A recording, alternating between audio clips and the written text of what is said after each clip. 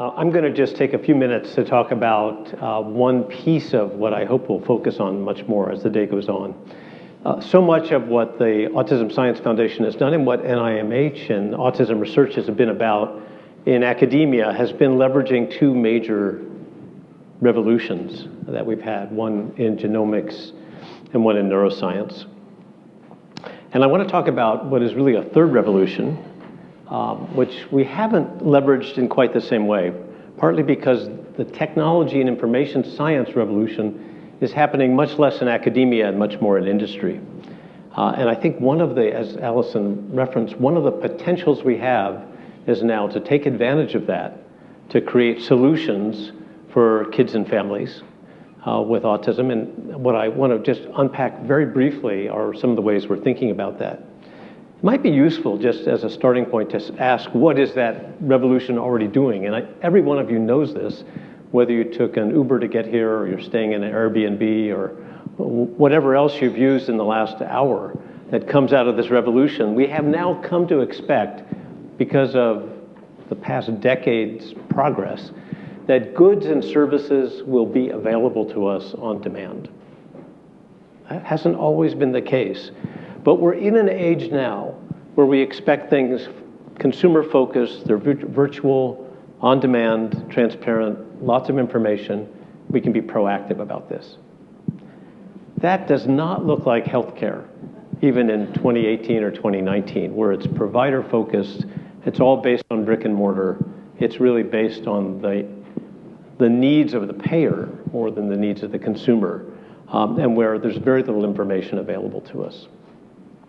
Not surprising, because this is a $2.7 trillion market, that the same companies that transform so much of how goods and services are delivered in banking, in information, in entertainment, in all these other areas, are beginning to ask whether they can do that in healthcare. And so in the last 2 or 3 years, you've seen every major tech company jump into this space.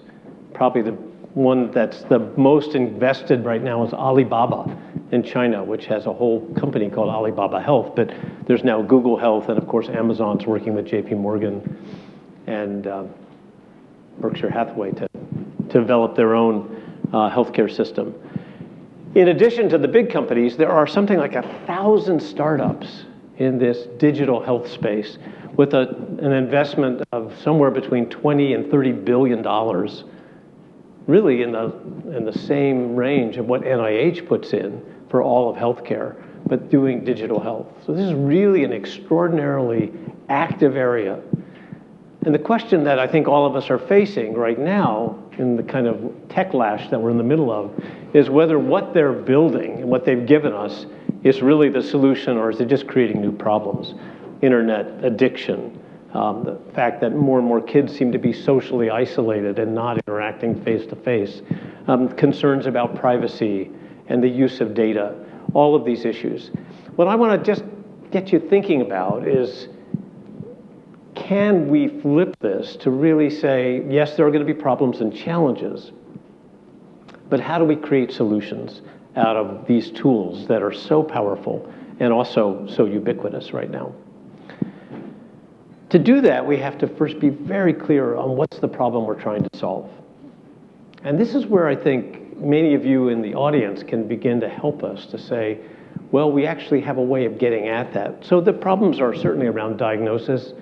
Allison mentioned this in terms of the Baby SIBS project, but how do we get to a point where we're identifying which infant is on the trajectory to develop ASD? Most of us now believe that autism starts pre-birth, but we don't diagnose until age 3, 4, 5, or 6.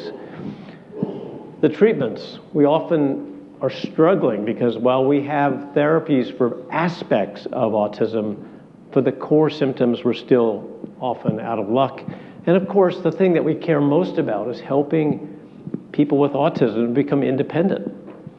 So if you think about all of those three issues, those three categories, can we start to target those with the kinds of things that you can build products for?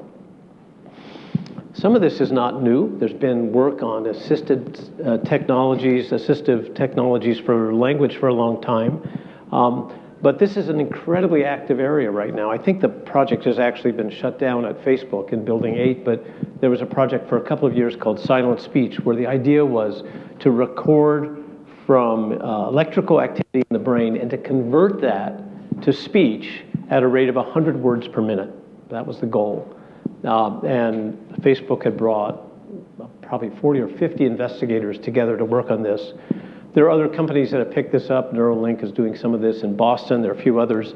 But these are the kinds of things where we can bring some really revolutionary science, bringing together some neuroscience and some data science to create something that could be transformative. In the realm of startups that are struggling with some of these issues, Cognoa is one, but there are many, many. I'm just using this as an example. They've created both an online screening tool that they've pushed out that can be used at home or anywhere else to help parents know whether their child might be in this risk profile. And they're also working on, with Google Glass, a kind of social prosthetic to help train young people to be able to decode facial emotion.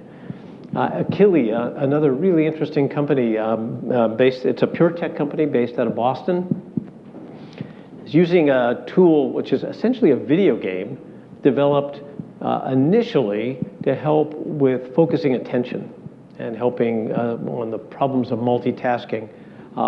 First developed actually for ADHD, but turns out now has been tested out with kids with autism, and enormous opportunity here to do cognitive training using video game technology. The most interesting thing about this is that not only do the kids get much better at the video game, but that actually does generalize to how they perform in the real world.